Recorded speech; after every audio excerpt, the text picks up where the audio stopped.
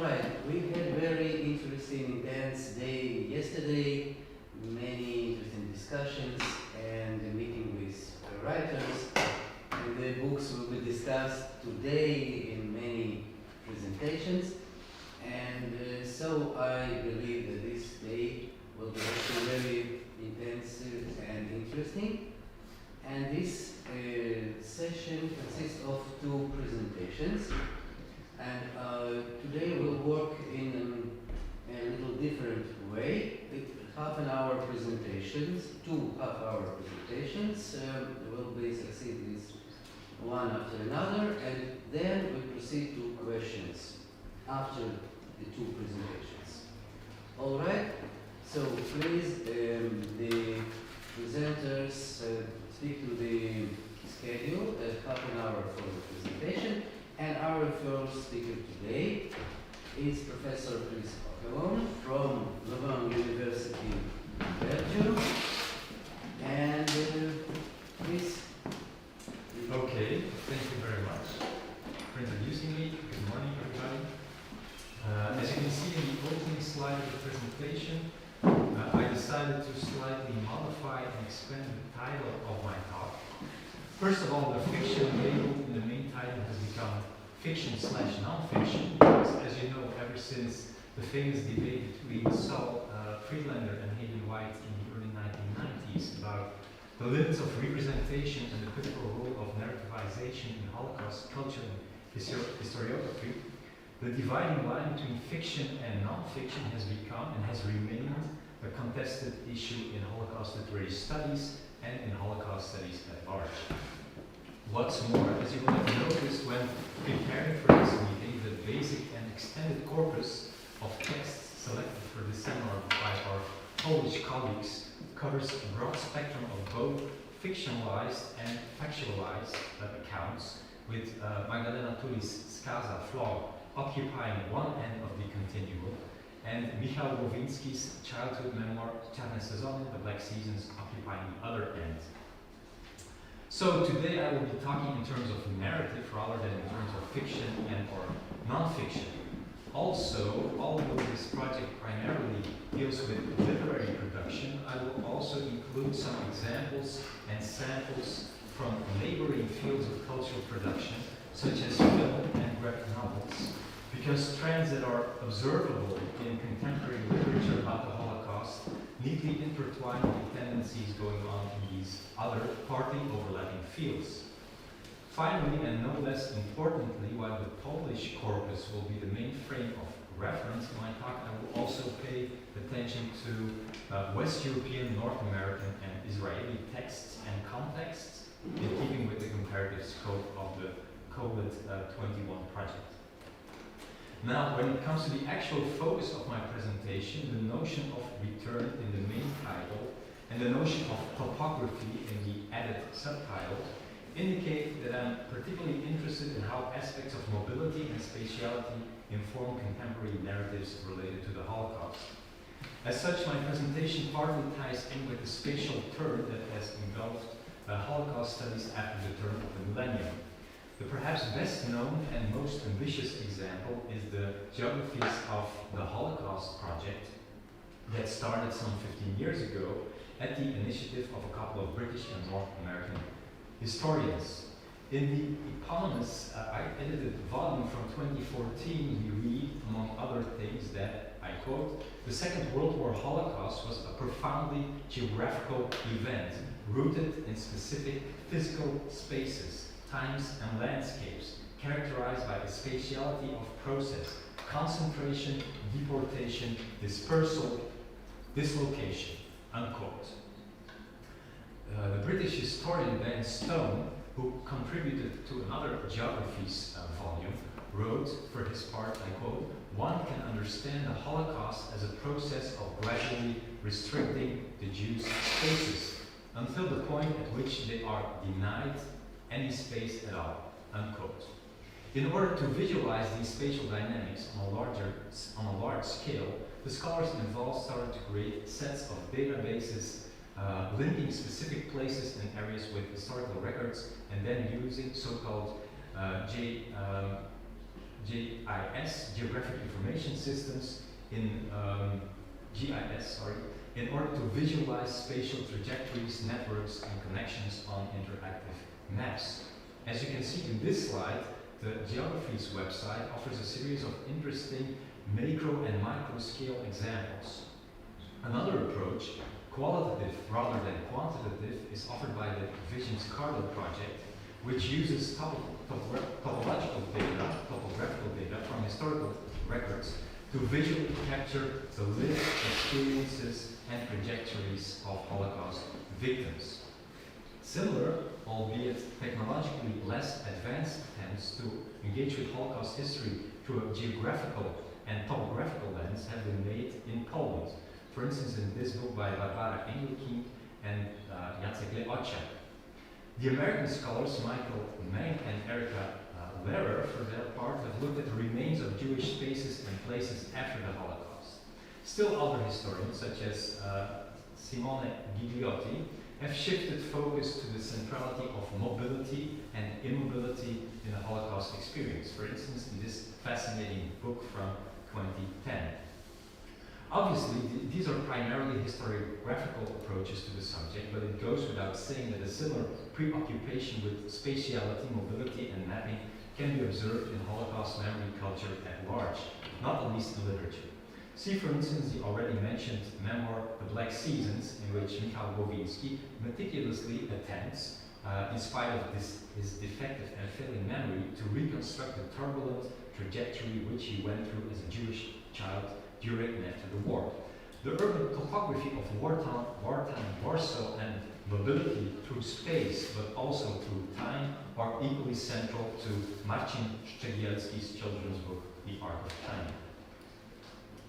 In a similar vein, one could look at some of the titles of Polish novels dealing with the Holocaust and its aftermath, such as Jarosław Marek Rynkiewicz's Umschlagplatz. So this is I forgot one thing. In a similar vein, the word topography is literally used in the undertitle of Eva Kuryluk's 2010 Frascati, an apotheosis of topography. One could also look at some of the titles of Polish novels dealing with the Holocaust and its aftermath, such as Jarosław Marek Rynkiewicz's Umschlagplatz from the late 1980s, Marek Biemczyk's Tworki from the late 1990s, or Piotr Pazinski's more recent The Boarding House, all of which refer to Holocaust-related places being revisited after many years. One could read this topographic trend in tandem with some other Polish language narratives that featured in their titles the names of Jewish characters returning or disappearing, such as Paweł Kweles' Wajser Dawidek, Ewa Lipska's Sefre, or Paweł Pawlikowski's Ida.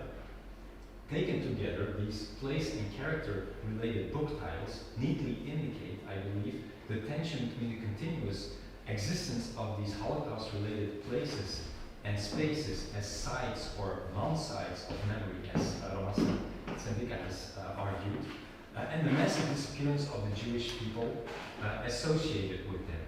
The juxtaposition of names of places and names of Jewish characters also should remind us of what has become, over the course of the past few decades, one of the most important tropes in Holocaust culture, a trope that has gained increasing scholarly attention over the past few years, namely the motif of return. In a recent book chapter from 2012, memory studies scholar Marianne Hirsch defines the narrative of return, perhaps in a bit too narrow fashion, as a narrative, I quote, in which a Holocaust survivor accompanied by an adult child returns to his or her former home in Eastern Europe, or children of survivors return to find their parents' former homes to walk where they once walked. End of quote. This particular trope is also discussed by Alan Berger and Victoria Aarons in their book-length monograph on text written by mostly North American and Israeli third-generation authors, with a specific focus on the detective-like quest on which these returning third-generation characters tend to embark. Its most prominent example is undoubtedly Jonathan Safran Foer's debut novel Everything is Illuminated from 2002 and the eponymous road film from 2005. In the Belgian context, a very intriguing example is the 2009 film Simon Koniański by Micha Wald, in which a middle-aged man, Simon Koniański, embarks on a turbulent road trip from Brussels to western Ukraine in order to spread the ashes of his deceased father, a Holocaust victim. Interestingly, their point of destination is a small village called Ostliv in western Ukraine, but along the way they pass through Poland and pay a visit to Lublin, Jana.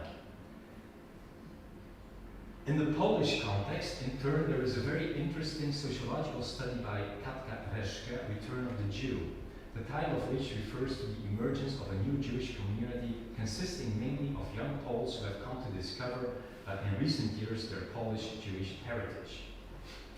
Following in Reszke's footsteps, British scholar William Blacker has shifted focus in a book chapter from 2016 to the multidimensional dynamics of these Jewish returns in contemporary Polish culture, discussing, among other texts, Pazinski's The Boarding House and Pawlikowski's Ida. Blacker elaborately and elegantly describes the neat connection between the omnipresent trope of returning and warped forms of collective mourning and remembering, in which Jews make their reappearance not only in the forms of corpses, strangers, ghosts, or zombies, but also as a repressed part of the Polish self. And this, of course, also ties in with the various categories discussed by Professor Żurek yesterday.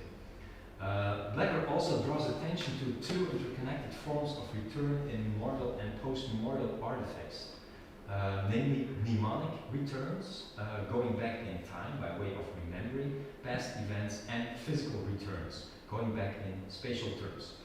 This double approach is undoubtedly also applicable outside of the Polish context. For instance, to the Dutch language novel Will by Jeroen Olieslagers, which I discussed during our first meeting in February. In this case, the main character's strolls through present-day Antwerp serve as a narrative frame for his mnemonic returns to the time of Nazi occupation and the anti-Jewish raids of the early 1940s, along with the spectral return of a Jewish revenant on the streets of Antwerp. Haunting memories of wartime Europe are also central to one of the novellas from Sauron Liebrecht's collection Mail Order Women, and the novella's 2008 screen adaptation Valentina's Mother. In this case, the depicted spatial trajectory is quite unusual. It's the arrival of a young Polish caretaker to Tel Aviv, Israel, that sets in motion the mnemonic return of the main character, an elderly Holocaust survivor, to wartime Poland. Of course, the close link between physical and mnemonic returns, Holocaust topography and Holocaust memory, is not a new thing. One of its earliest and most powerful examples, as been mentioned many times before, is Claude Lanzmann's unconventional documentary Shoah, which, instead of relying on authentic archival footage from the 1940s, stages mnemonic and physical returns of mostly Jewish survivor witnesses to the very places where they lived through the Holocaust. The present-day sites of former extermination camps, fields, forests, rivers, roads, railway tracks, railway stations.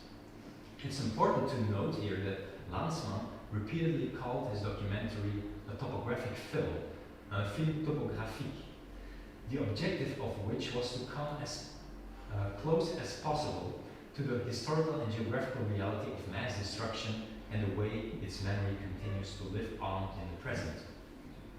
In the remainder of this talk, I would like to propose a couple of ideas that could lead up within the framework of our Comparatives project to the development of what I would call a transnational cultural topography of the Holocaust in the 21st century. Although topography is a subfield of geoscience, I would read the word quite literally as the act of writing, graphein in Greek, places topoi into a text. Self-evidently, one could treat this topoi in a referential way as real locations physically existing outside of the literary text, such as Marek Jędrzejczyk's Tworki, which refers to a district to the southwest of Warsaw, with its famous mental hospital being the backdrop of the story. If we were to focus on Topoi in terms of the settings of contemporary Holocaust-related narratives, we could try to create, using digital tools, a map or a set of maps that serves to visualize certain tendencies within and across national boundaries. Quite obviously, if we look at the corpus gathered by our Polish colleagues, and this also was very obvious yesterday in Sylwia Karolak's presentation, the city of Warsaw will take up a very important place on that contemporary map, especially the ghetto, of course. But I'm thinking here also of what our colleague, Professor Barbara Kalla, presented during the first seminar devoted to Dutch language literature. In her talk, she indicated that practically all Dutch Holocaust books written for a younger readership are set in the Netherlands themselves. This strongly contrasts with the approach of Flemish authors, many of whom explore foreign settings, such as the Warsaw Ghetto. Developing such a comparative geographical perspective could offer a transnational variation on the kind of exercise which our esteemed guest, Professor Czaplinski, recently carried out in his book, The Shifted Man, the geocultural imagination of Polish literature at the turn of the 21st century. It is, of course, not only the passage of time and the succession of generations that contributes to changes and fluctuations in the map, but also new academic and journalistic investigations. So, for instance, in the Dutch case, we are all familiar with the famous Achterhuis in Amsterdam, the famous hiding place of the Frank family, but a recent discovery by Roxane van Ypres, depicted in her highly successful book, The High Nest, has brought to light a former safe house on the countryside run by two Jewish sisters. In the Polish case, it's self-evidently the Jedwabne book by Jan Gross, to which there have been multiple references yesterday, that has played, or that has at least partly made the map shift. Interestingly, among Polish authors and filmmakers, there seems to be a trend to refrain from using the actual name of the village. Instead, they tend to hint at the famous or the controversial Jedwabne case by referring to the nearby city of Łomża in the northeast of Poland. This is not only the case in Tadeusz Słowodzianek's Or Class and in Władysław Wasikowski's controversial film Pokłosie, Aftermath, both of which strongly draw on the Jedwabne case, but Jedwabne is never mentioned explicitly in the storyline, but there are several references to Łomża.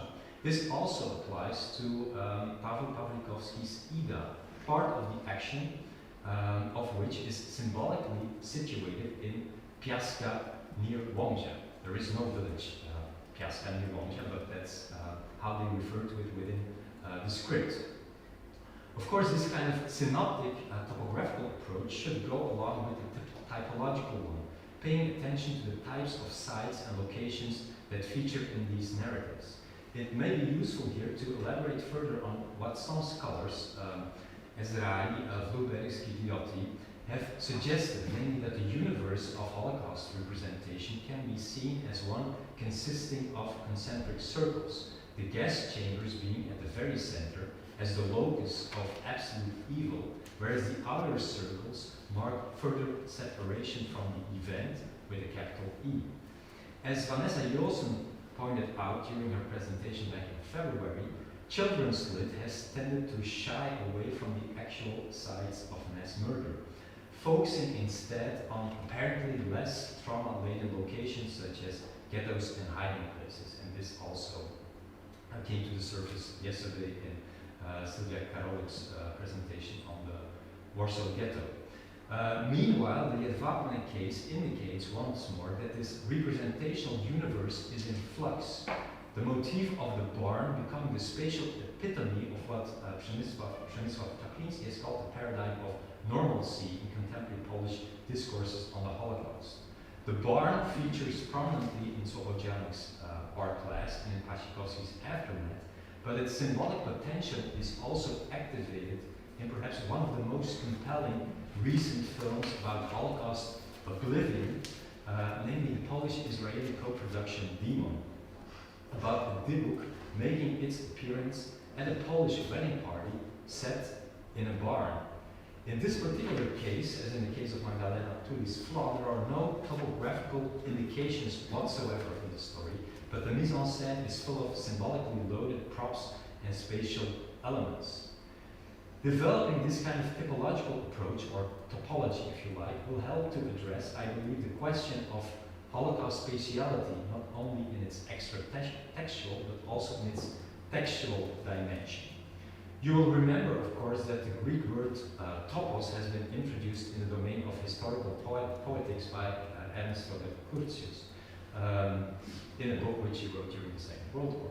With some of these topoi, or commonplaces, such as the locus amoris and the locus terribilis, being directly related to the literary representation of space. I would like to refer here to the extensive research that has been done by Polish scholars in the domain of Holocaust topoi, most notably Professor Żurek's most recent book, Odbędzie, Polsko-Żydowskiej. His monograph provides, first of all, a very insightful classification and comparison of Holocaust topoi as proposed by a couple of individual scholars and research collectives ranging from 4 topoi, as you can see on the left side of the slide, over 54 detected by Sławomir Jacek, 18 topoi described by a Warsaw research collective, and then 12 discussed in Professor Żurek's book. One could, of course, argue about the degree of specificity of these topoi, but I think the most interesting and also the most useful types discussed by Professor Żurek are the ones that involve a sense of spatiality, namely number 4, 5, and 6. Places on the Aryan side, miejsce po aryjskiej stronie, miejsce po getcie, places after the ghetto, and miejsce po łagrze, places after the camp. Drawing further on these observations, I think we could add, in the context of Holocaust culture and memory, a new kind of locus to the ones introduced by Curtius, namely the locus vagus, a void place, a place from which the Jewish presence has been erased by the Holocaust. In the Polish-Jewish context, its most obvious exemplification is the widespread, long-standing perception of Poland as one gigantic Jewish cemetery and one of the primary destinations of so-called dark tourism. Here as well, however, representational changes related to generational shifts have been taking place. As one can see in the example of these 2 recent graphic novels, one from France, the other one from Israel, that stage return trips to Poland and that offer a rather balanced and dynamic picture of contemporary post-Holocaust Poland and its engagement with Jewish identities. Ultimately, the notion of a locus vagus, a vacant place that needs to be filled with new content, new imagery, new meanings, can also be linked to the very practice of writing and creating in the post-Holocaust era. I think this is particularly clear in some of the Polish texts from our basic corpus, especially if you look at the very similar way in which these stories begin. As you will have noticed, Piotr Baziński starts his account of a both physical and mnemonic return to the Jewish boarding house near Warsaw by ingeniously modifying the Bereshit formula from the Old Testament or the Torah. In the beginning, there were train tracks in the greenery between heaven and earth. In the opening paragraphs of Skaza, Flaw, Magdalena Tuli's her part incorporates all kinds of allusions to the biblical story of creation, while drawing further on the age-old connection between text and textile. I quote, "First will come the costumes, zacznie się od strojów, scraps of fabric and thread in a circle of light, while all around is darkness."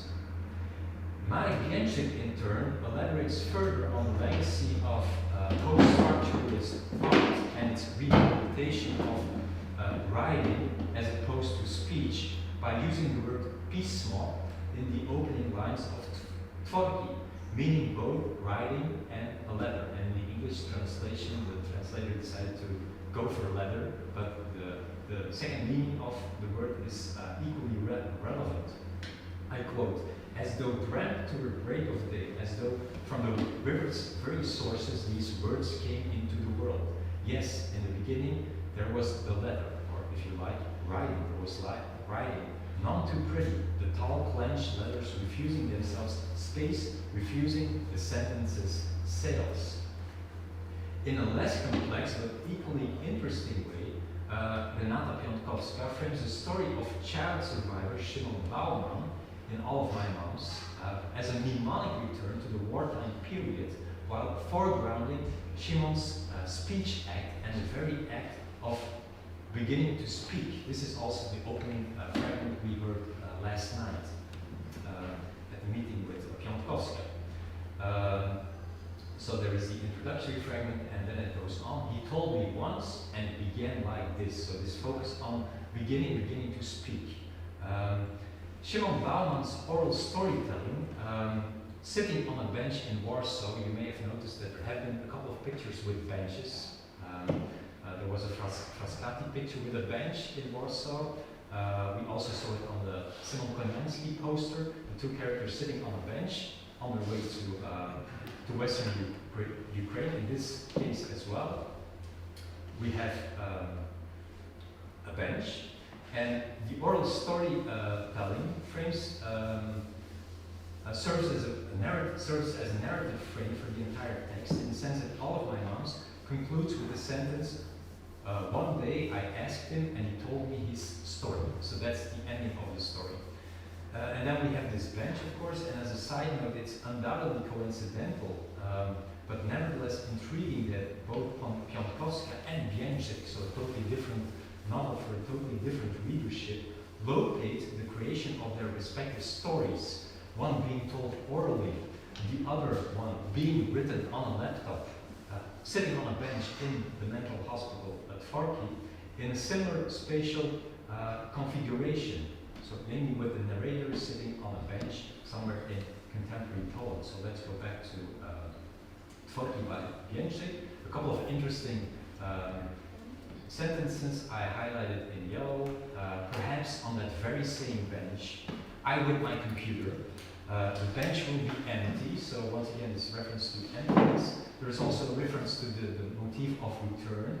There is a reference to the train moving back and forth between Warsaw, the commuter train, an electric memento of return, and then referring to his own narrative situation. And sitting like that, I will tell the willing as well as the passers-by, those flying off the train or those waiting for its arrival, the continuation of this story and its actual, unlikely conclusion, its ultimate denouement, its so-called that's that. Returning now to the Bereshit formula as a kind of Judaic and Christian urtopos, which here marks the Holocaust as a new beginning, a new point zero. Analyzing the textual and metafictional subtleties of these opening passages would lead me much too far, but let me just add that similar examples of a reconfiguration of the Bereshit formula can be found in English language literature about the Holocaust. In an anthology of stories from 2002, written by the children of Holocaust survivors, Melvin Julius Bukiet writes, I quote, "In the beginning was Auschwitz," unquote.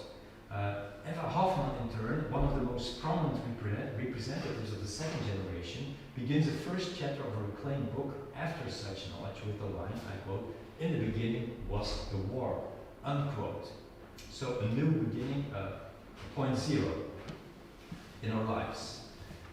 As to underscore the central position of the unlived war in her childhood years spent in Poland. Unfortunately, there is no more time left to end this talk with a full-fledged conclusion, so let me try to tie together some loose threads and symbolically finish this presentation by sharing with you the opening shot of a recent American documentary made by New York filmmaker Adam Zucker, which focuses on 4 young women who immerse themselves in Poland's re-emerging Jewish community. Quite tellingly, as you can see on the screen, the documentary is titled The Return, and it features Piotr Pazinski, the author of The Boarding House, as an interviewee and as a local guide, who's taking his American translation, Tusza Dąbrowska, also of Polish Jewish origin, to the physical location of his debut novel, the Jewish boarding house Śródborowianka, close to Warsaw. Before we see both of them appear in the frame of the camera, this is how the film begins. And I'll have to the presentation and switch to, sorry. This is how the documentary begins. It's a very short clip, but very interesting and very symbolic.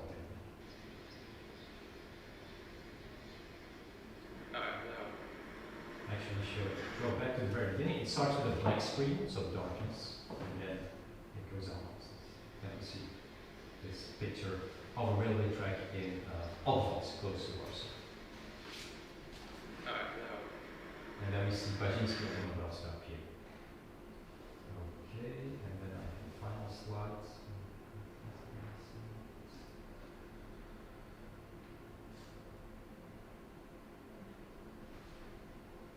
Go back to the.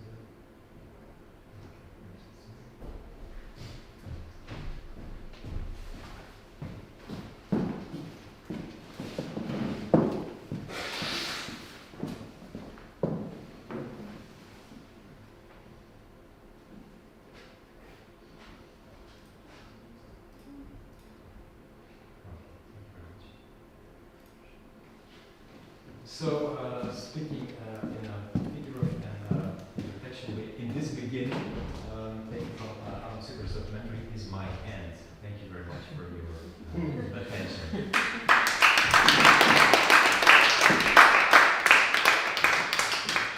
Thank you very much, Chris, and for this amazing presentation. And now we proceed to the second presentation. This will be by Dr. Taylor from college in Israel. She is online. Erga, can you hear us?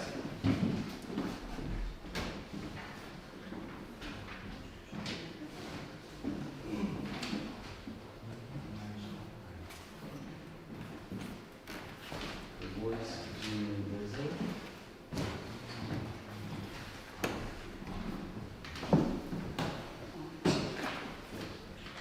Erga, please open your microphone and talk to us. Hello? Hi. I have some problems with the internet today. And now we can hear you. Can you hear me? Yes. I have only the voice attendee, not the speakers. I cannot turn on my presentation. Excuse me? Okay, thank you. So I'll begin. Is it okay, Edwin? Czy wszystko jest okej? Is everything okay? It was a question. Everything's okay. Yeah. Go ahead. Okay. So, good morning. Morning. Thank you, Sławomir, for inviting me to talk about Out of Time by Martin Cegielski from a non-Polish perspective. I truly regret that I cannot be with you all in Lublin this time, and I hope to meet you all in Israel next time. Out of Time is absolutely a remarkable children's novel that honors other classical literary texts and succeeds to engage real Warsaw throughout World War II with a view of a futuristic Warsaw, hence creating an intertextual Holocaust fantasy by combining two separate timelines as in time travel stories, within detailed and sensitive descriptions of the life in Warsaw from an 8-year-old boy's perspective, along with alternating fictional universe. Since I have also a strong attraction to fantasy and science fiction texts, and even several studies on children and young adult fantasies, I promise to refer also to these speculative devices and ambiguity later. Thank you. I can see my presentation, so how can I change the slide, please?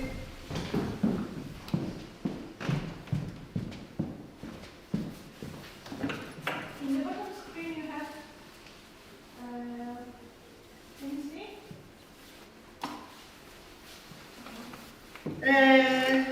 Yes, now I see. Thank you.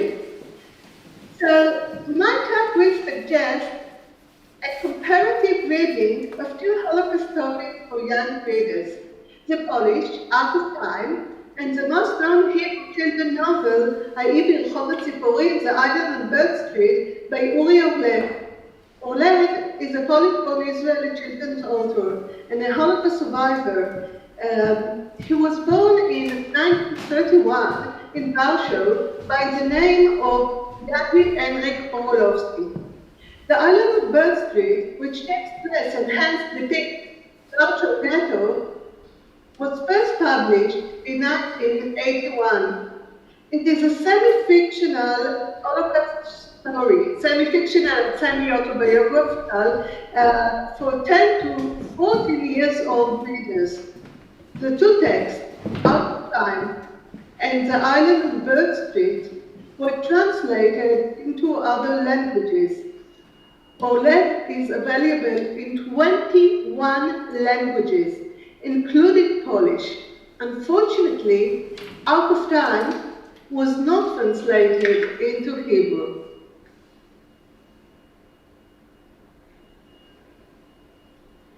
Out of Time is a first-person narrative of Rafe Raphael.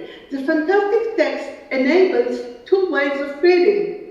In the fantastic reading, the narrator is a time traveler who already lived his future, and the story brings his memories from Warsaw during the war. In the other reading, a realistic one, the narrator is a dreamy 8-year-old Jewish boy. Although there is a large number of gaps in the realistic reading, and most of them concern the futuristic common knowledge as cellular phones, it is still a legitimate option because Rafe's naive and daydreaming characteristics. Rafe lives with his grandfather, an old violinist, in Warsaw Ghetto in 1942. He visits the public library daily, reads science fiction and fantasy. His favorite book is The Time Machine by H.G. Wells. Rafe calls the Nazis Morlocks, as the members of the hostile species in Wells' story, who tries to exterminate the Elois, the last human descendants. He believes that his parents are traveling in Africa. When the ghetto is in danger of ultimate closing, and Rafe is not totally aware to the meaning of that, his grandfather sells his violin for Rafe's rescue by an elegant Aryan-style like underground member, Stella, to live in a farm in the Aryan side of Warsaw. After a few failed attempts to bleach Rafe's dark hair, Rafe becomes an unnaturally redhead and suffers severely of skin burns. As a compensation for his sufferings, Rafe is given a book. Stella takes the boy out of the ghetto, but when they reach the destination, it turns out that the hideout has been destroyed by the German.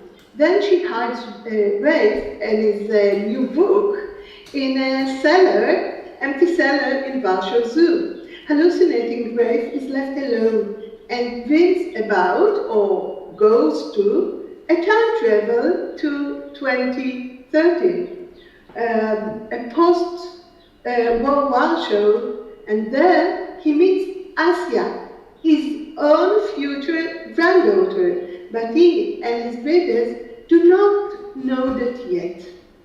Think Rafe is found by the children, Litka and Emek, who also hide in the zoo. They become friends, and Emek reveals his escaping plan by a boat. An ark. Rafe sneaks back to the ghetto to find his grandfather, but realizes that it was emptied, and the police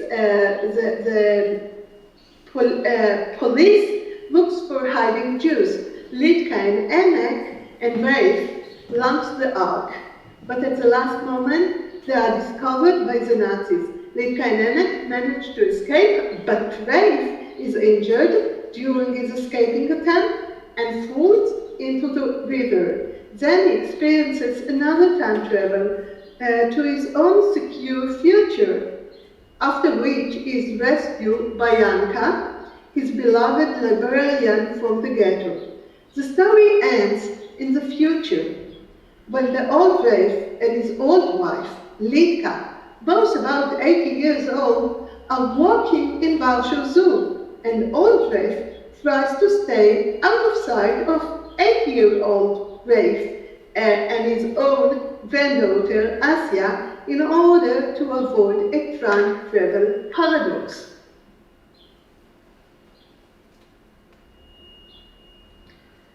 The Island on Bird Street is also a third-person narrative, this time the narrative of Alex, a 10-year-old Jewish boy who lives in Warsaw Ghetto with his father and Sheleg, meaning snow, his pet mouse, after Alex's mother had mysteriously disappeared. Alex's father has a gun, and he teaches Alex how to use it. During an action in a factory where Alex's father works, Alex is separated from his father, who had managed to leave his gun for Alex. Alex ran away from the action, so he left alone and had to find a new shelter after a Jewish family throws him out of theirs. He builds himself a hiding place in a cabin in a bombed apartment at the ghetto, waiting for his father to return. For his survival, Alex uses a gun against German soldiers and steals food and books from empty ghetto apartments. To gain power for his survival, he imagines that he is taking a part in a literary adventure. Twice he leaves the ghetto and visits the Polish side to play football with some Polish boys. He also falls in love with a hiding Jewish girl who lives in the other side of his hiding place, on the Polish side, outside the ghetto. He constantly refuses to Boleks, a Polish partisan, repeated requests to hide him at his place. Finally, just before new Polish families are supposed to come to live in the ghetto, Alex's father appears with another partisan, Father, Alex, and Snow the mouse, all leave the ghetto and join the partisan in the woods. Alex's father gives him a new Mauser. Although this is a happy ending because of the family reunion, it is still an open and dramatic closure, since the war is not over, and the young Alex joins the warriors and has a new and improved gun. With this respect, I would like to mention that a member of our team, Daniel Feldman, published a very interesting paper on Bookbird about Orlev's uses of adventure in his juvenile books, a paper that is very relevant to this aspect of adventures.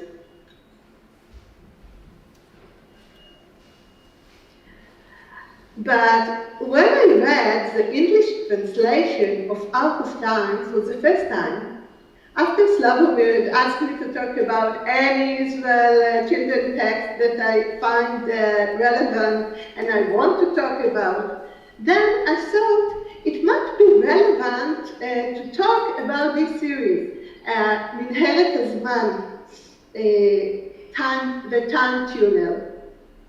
5 out of no less than 78 books of the Israeli historic fantastic series for early readers, the Time Journal, deal with the Holocaust. This is the highest number of books that deal with any specific historical period within the series, suggesting its unique importance. This long series is written by a very famous and, needless to say, a very productive Hebrew children's author, Galil Aron Feder Amit. The series heroes, Fred, the boy Dan, and the girl Sharon, travel in time by using the tunnel next to their home in Jerusalem. On each new volume, they travel to a different historical Jewish or Israeli event. The 5 books about the Holocaust were not arranged in the right chronicle order, as well as the whole series. For example, in volume 19, on the left, Dan and Sharon joined the Warsaw Ghetto uprising in 1943, the same historical event that is mentioned in both the Island on Bird Street and Out of Town. On volume 24, the Bielski Group's operations in 1943. Dan and Sharon meet Tuvia Bielski and his Jewish partisan friends from eastern Poland, now Belarus. Volume 35, Der Kristallnacht. Dan and Sharon hear a testimony of the Holocaust survivor about that night. Volume 40, Dan and Sharon meet the Polish Jewish children author and educator, Janusz Korczak, in Warsaw Ghetto in 1942. This is a second visit to the ghetto since in volume 19 they've already joined the 1943 uprising. Volume 48, Dan Sharon and another Israeli girl rescue 3 Jewish girls from a monastery in post-World War II Poland.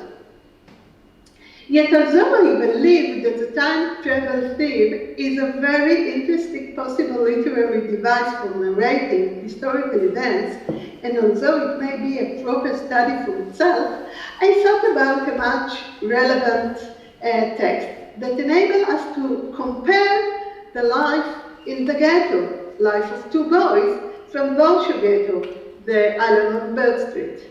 In the heart of our comparison stand 2 boys that are not only share the forced living place, but also share the love of reading and the strength of mind to pretend that they play a part in a literary adventure.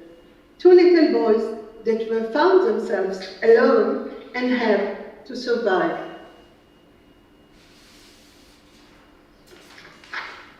Although the 2 stories take place in Warsaw Ghetto during the war and present violent scenes, the young readers may feel that the heroes, Alex and Brave, are safe, since they are part of a sort of an adventure game or an adventure story.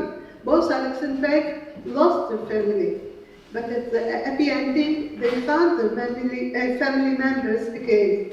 In the last chapter, chapter 20, in the Island on Bird Street, after Alex already understands that his mother is probably dead, he reunites with his father against all odds. The monster that his father gives him symbolizes his transformation from a hiding child into a partisan, from childhood to manhood. In the epilogue of Arc of Time, the maturing process is not presented. Rafe only remarks that he himself is a grandfather, and that after the war he reunited with his own grandfather and met, finally, his parents. The fact that Rafe has a long and solid marriage to his childhood beloved Linka has already been revealed to the readers. The 2 stories tell in a vivid and attractive way a narrative that could have happened in the past. Even though the young readers may not be familiar with Robinson Crusoe or Karl May stories, and probably they have not read What's the Time Machine, those stories are so immanent to the new text that they invite the young readers to learn more about them. The intertext serve in more than one literary mechanism. Of course, they serve as similarities, build the literary tension, and create the gaps between the hero's understanding of the reality and the objective reality itself. But they also build an important nostalgic layer, and they act both to light the darkened past and to add to the realistic notion, since the books are real objects of the past. The old nostalgic texts are attractable for all the readers, adult readers, and play a part in the reality or the fantastic reconstructions of the stories.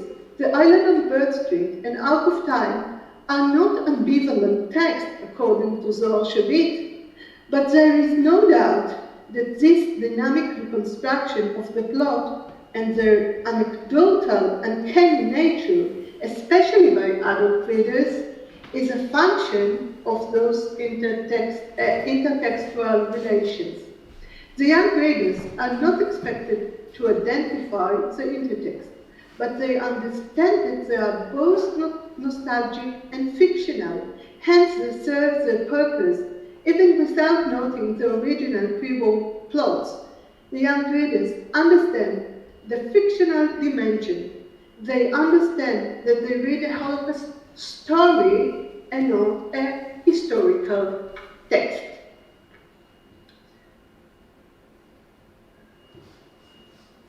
And still, The Island on Bird Street and Out of Time are two Holocaust stories for children, and literary and visual making helps the readers to navigate in their hero's world.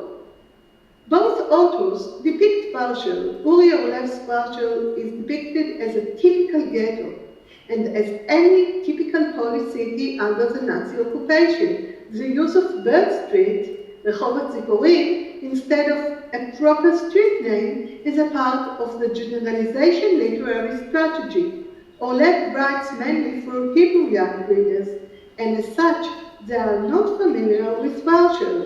Hence, the generalization increases the readability of the text. On the other hand, Marcin Ciegielski's Warsaw is familiar to his Polish readers, and so are many places on site that are mentioned and most often are depicted in detail within the text. The Jewish ghetto, Rave's escaping routes, the palace, the gardens, the old city, the Vistula River, the zoo. All are real known places with real known history from the war. As I read Out of Time, because of such degree of authenticity, the author must have built this city to deliver his idealistic message of peace and equality. Orlew writes in a very different national and emotional atmosphere towards the Holocaust. As a survivor himself, who often writes about war and sometimes even depicts violence and death, Orlew is interested in delivering the idea of a secure, peaceful, and free of racism future world. But above all, the Nazis' acts are not veiled by nostalgia or fantasy, because remembering the acts, the Nazis' acts, is also part of his message for his readers. Therefore, the Island on Bird Street, in the Island of Bird Street, the line between fantasized adventure and survival become clear at the end, when Alex's father and Alex himself are falling into tears. The emotional reaction humanizes them as it removes any traces of Alex's fictionalized world. Rafe, on the other hand, remains in a semi-real, semi-fantasized future. In both texts, the closure is not totally closed. We do not know what happened to Alex during his stay with the partisans, but we know that Rafe succeeds in avoiding a time paradox, because we have already read the ending scene from younger Rafe's childish eyes. But there are time gaps that stay open without any clue. When Rafe is walking hand in hand with his beloved wife, older Rafe narrates, "I returned her smile, kissed her gently on the cheek, and take her hand as we stroll towards the zoo gates. I am a little nervous, of course. In the very near future, I have to complete a tricky task which will change my very distant past." To conclude, if we apply the literary system norms on these two texts, above all the request of happy ending, as well as taking into consideration the global differences between the periods of writing and the fact that these two texts, original readers, come from very different cultures, the degree of similarity between the texts is very high. As a matter of fact, in both cases, we read the story of a young boy that had to mature before his time in order to survive during the Holocaust. Thank you.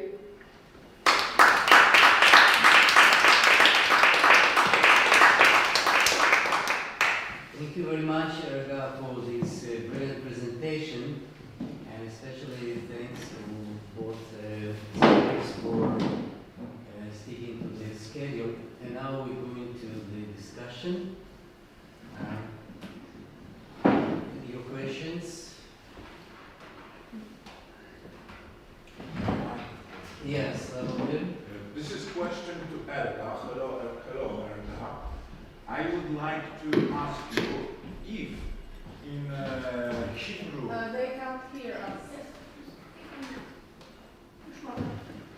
Can you hear? Can you hear us? No. Erga, can you hear us? Okay, great. Yes. Hello, Erga. This is a question to you. I would like to ask you about it. If is there a tendency to connect present time and Holocaust time, like we can show it in Arch of the Time by Sztygielski? Do you see it also in Hebrew literature to connect these platforms of time? Only in a time tunnel, I think no, because there is always going back to the echo is terrible. In in children's literature and young adult literature in Hebrew, the going back to the Holocaust is always going back into a different, totally different period. And if it's a semi-autobiographical text, like in Uri Orlev's text, there is a limit, a solid limit between the present and the past. So I don't think there is any time traveler like Rafe in Hebrew children's literature. Thank you. All right. Yep. It's also a question for Hannah. I liked very much your lecture. in the end you pointed out the similarities between the two books very clearly, but could you also point out if there is any elements that shows the difference in time of writing? So that this Arc of Time is a recent children's book, and the Island in Bird Street is from the mid-80s. So is there anything that points to that indicates the time difference? It was very hard to hear the exact question because of the echo, but if I understand right, the 80 years in Hebrew children's literature is often depicted by grandfathers or grandmothers' characters, not by the same person, not the hero or another character from the story, but an older survivor, like a family member or an education team that is finally telling a story to the kids. And there is nothing like Arc of Time. I think it's a very unique text in the international thing, not only in the Hebrew literature world.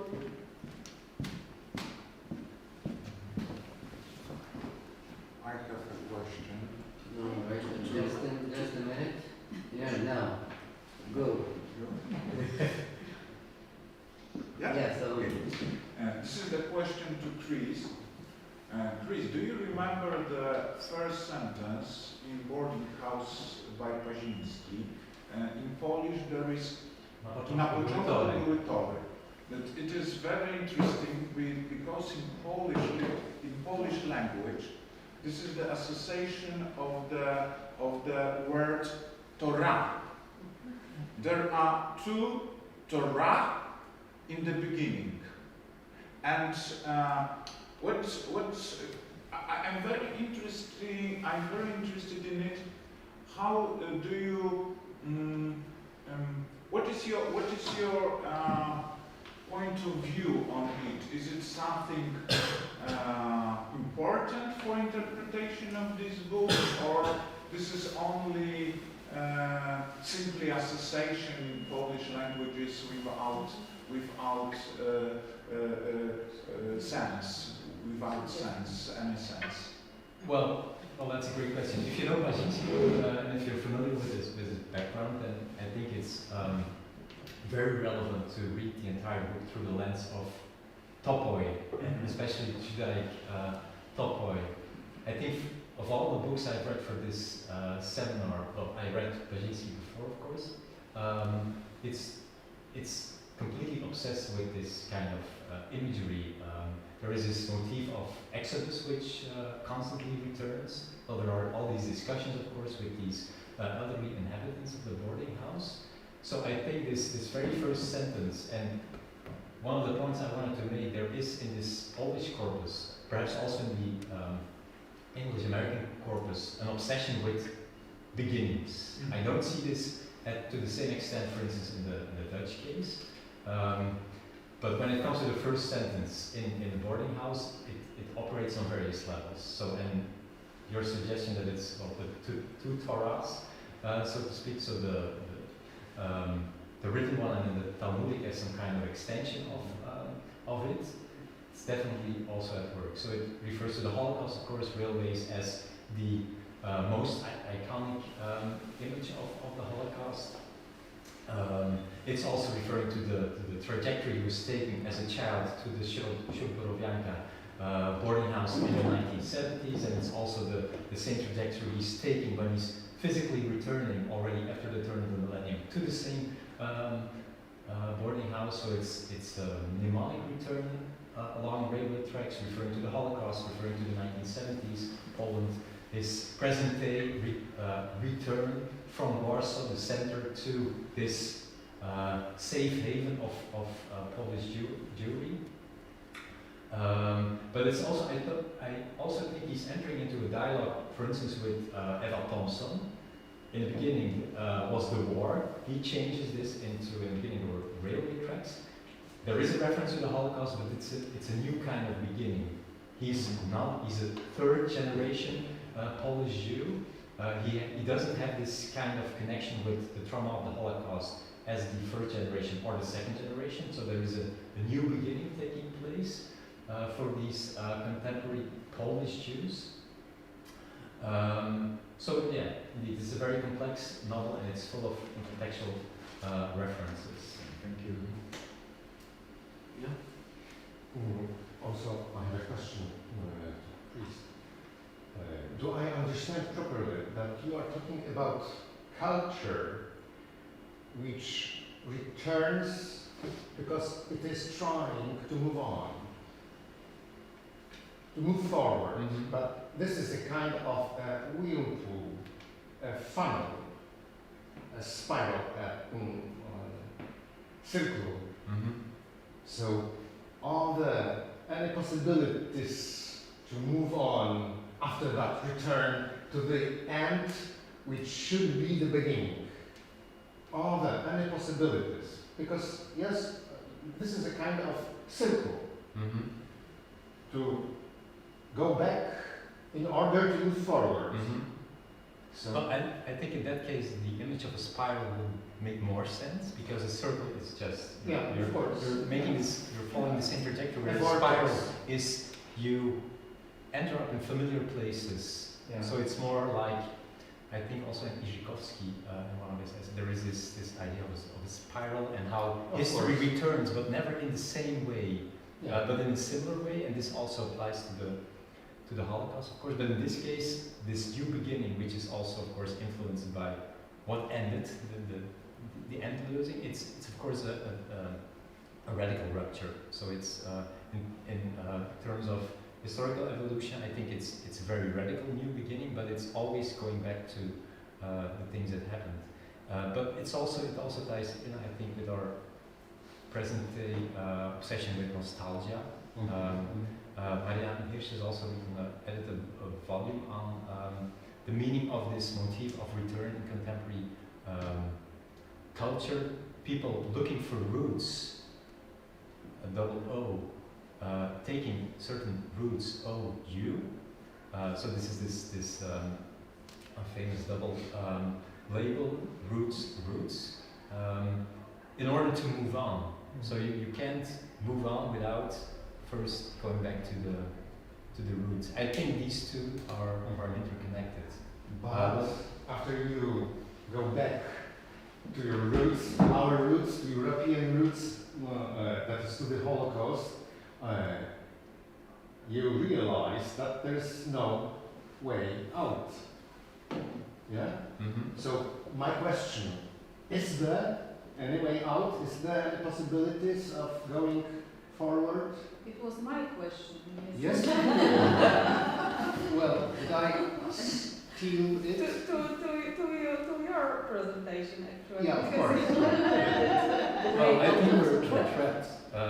But sitting in this trap, we should try to look for some kind of synthesis of these. Well, there is this.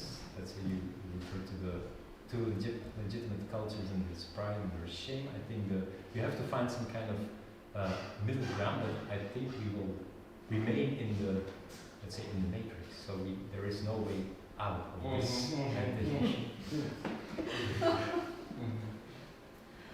I have forgotten, Chris, to thank you very much, because for me, as a scholar who are interested in this area of literature, it was very, very amazing to see how you interpret literature in the case of Topoi and the background of culture. And I would like to ask you, in traditional sources of Topoi, there is always axis mundi, the place who is the most important for the imagination of authors. For instance, this kind of axis mundi was Jerusalem for many authors in traditional ways of thinking.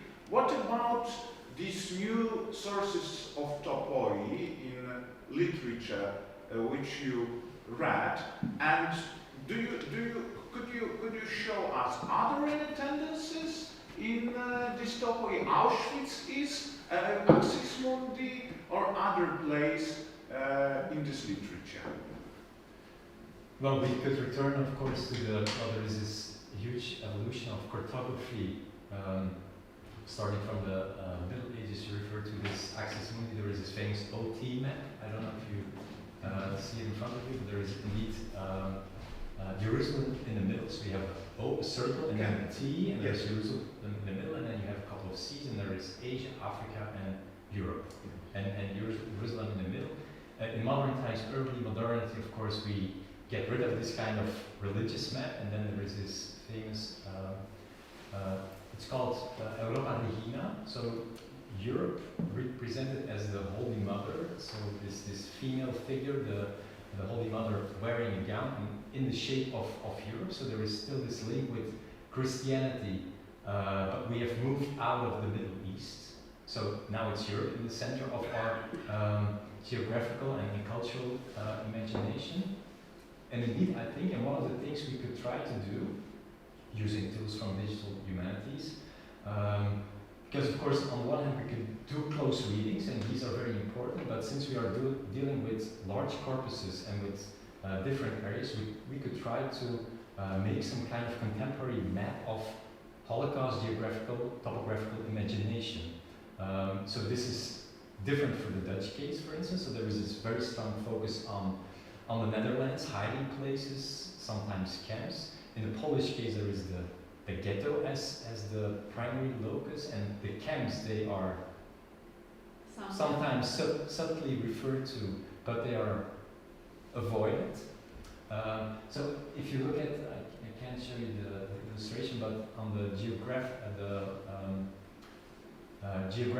geographies of the Holocaust book, there is this, you see this map of Europe, and these red lines, and they go to Auschwitz. Auschwitz is at the very center of the Holocaust. But if you look at literary, cultural representation, I think Auschwitz is disappearing. It was very much there in the first wave, the testimonial literature, but nowadays, well, there have been a couple of films, of course. There was this Hungarian film, Son of Saul, about Jewish member of the Sonderkommando, so then we're still, or again, in the heart of darkness. But most books, I think, they shy away from this epicenter or this most inner circle of Holocaust representation.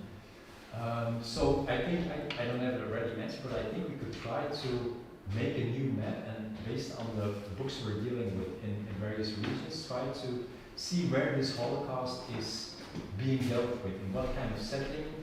Do we have journeys from one place to another, physically, mnemonically?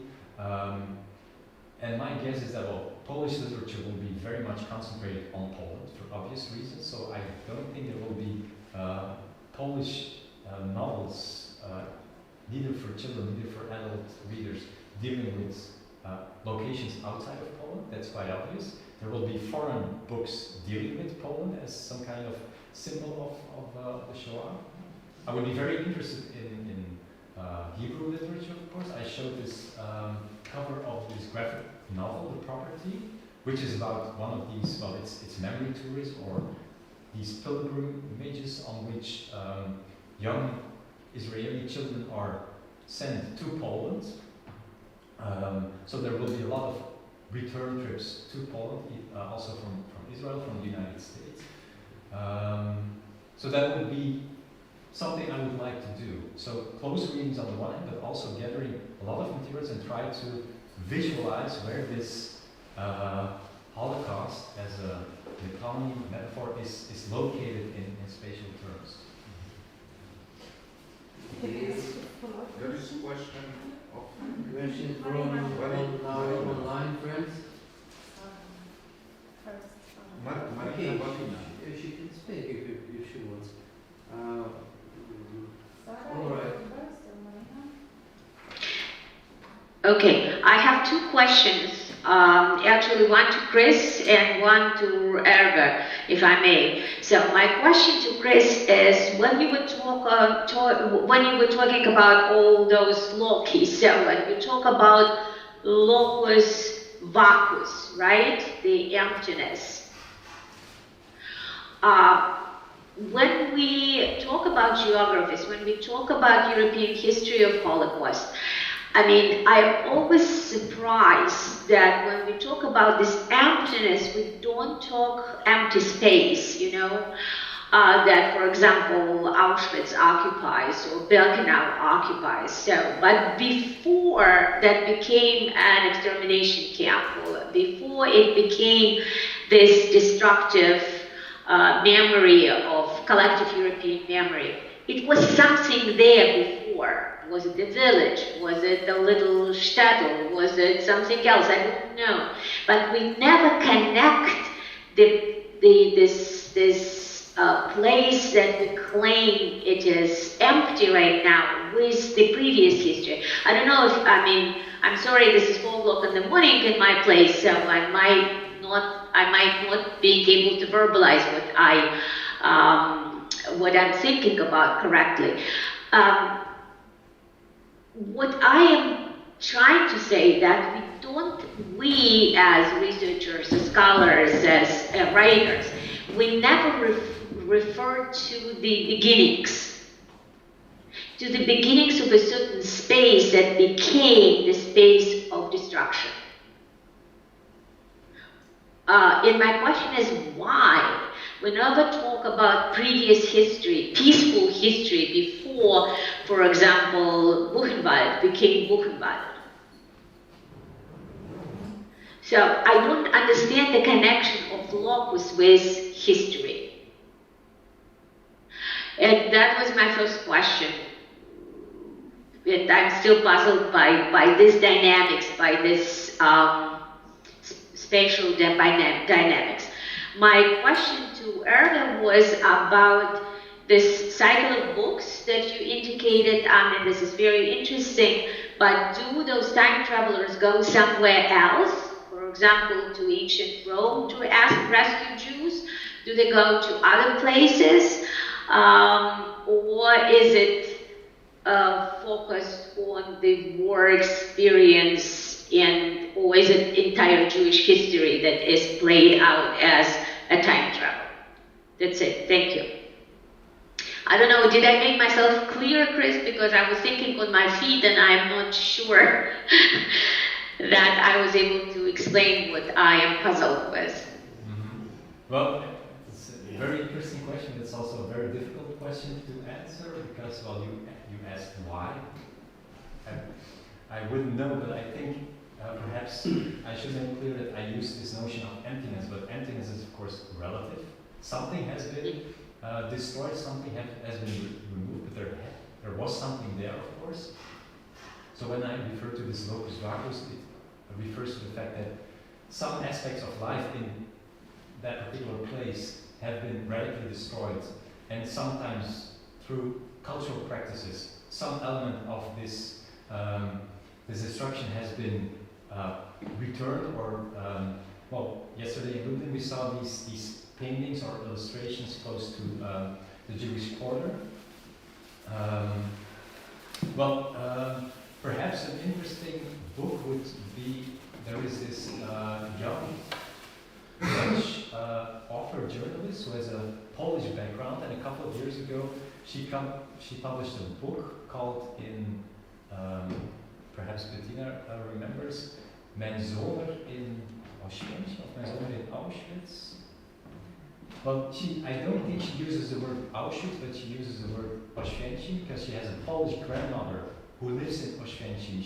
She spent all her childhood years in Oświęcim as an ordinary village inhabited by people with a long-standing history. So I think this would be an example of a book that tries to incorporate the history of the Holocaust in a much larger story of Oświęcim as a Polish village which came into being sometime in the late Middle Ages, and tries to incorporate various perspectives. The lives of the people who have been living there, and then what happened during the Second World War. But, well. No, it's exactly, I think you give me the right direction to think, so, because my first, I don't know, many of us know this project of Stolpersteine in Germany, so when you have those little cobblestones in front of the buildings where Jewish families were taken and deported and killed. And among young people, you hear the question like, why do you go back to that particular period? Why do you create those Stolpersteine, those stones of memory? Because in this building, for example, this is the 18th century building, it had its history prior to 1943 or 1942, or when the Jewish family was taken out of here. So, meaning that the Holocaust put on top of something important for the culture, sort of erases the layer of the culture that, or replaces this layer of the culture with something that we believe is tragic and important. And on the one hand, you hear these arguments and you say, oh my God, how dare you, that was the greatest tragedy of the 20th century. On the other hand, you cannot help it, but you do understand the conflict, or the doubt of the project. This is why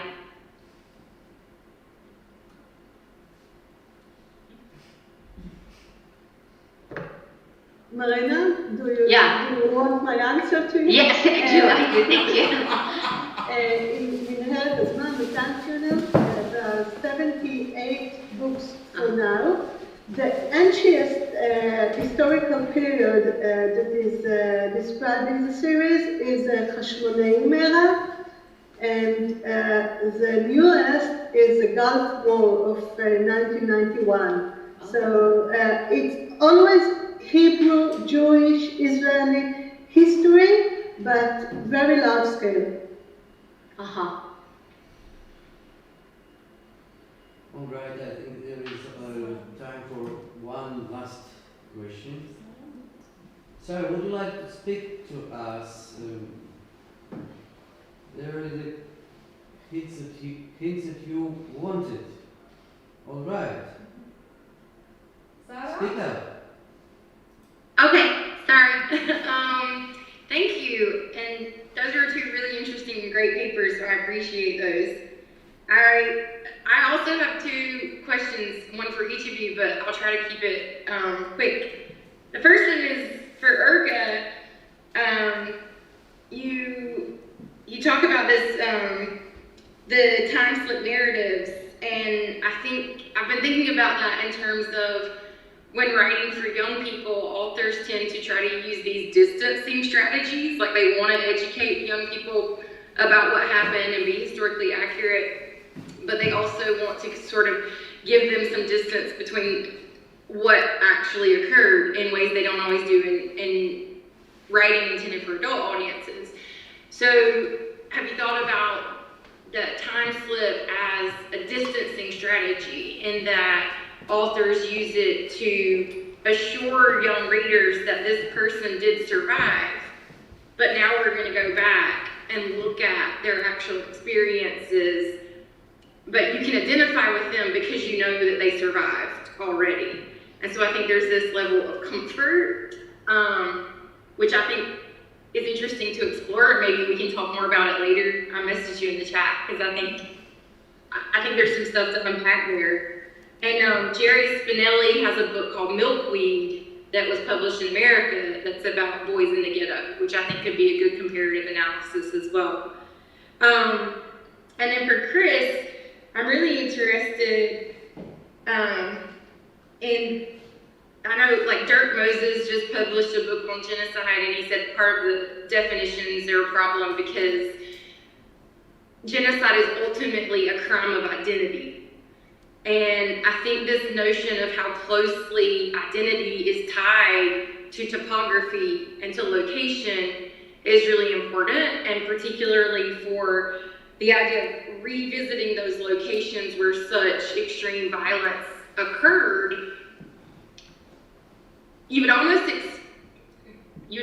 hope that those spaces weren't the same, because if they were the same, then there's always this notion that what happened wasn't that big of a deal or that significant. And Marjane Satrapi has written a bit about that in terms of the Iranian Revolution. And then I also was thinking about the third generation Holocaust survivor and the telling of these stories, and how perhaps getting away from Auschwitz, like you were just saying, like all the lines don't point to Auschwitz anymore, because I think third generation are really interested in ideas of global interconnectedness and also of complicity, and how did people respond and react throughout Europe, and to what degree does that help us understand the far-reaching structures that continue to allow for mass violence within these narratives, and to reflect on that and to try to make it relevant to contemporary issues. So I don't know if you wanted to comment on that or not. I'm just, again, my brain's working and I'm throwing things out there. I have a very short answer, so I'll do it first. Uli Orlev doesn't end the story. It's not a closed end. So he had many interviews for children and young adults in which he explained that it is a semi-autobiographical story to mark that this is his story, he is alive. But in other books that there is a very clear differences. There are very clear differences between the past and the present. Okay, well, my answer will be short as well. I think it's a great remark, but I would also have to reflect on that. But I think you're definitely right that there is this tendency to move away from the very place where the genocide takes place, and looking for other places that are more connected, I think, to the roots of, let's say, the first generation. But I would be happy to read the book you referred to, so if you could send me the references, I will look into that, so thank you very much. All right, thanks a lot to both presenters, and thanks to all the audience here in Lublin and online. We'll take a short break, and in 15 minutes, we will be back for the next session. Thank you.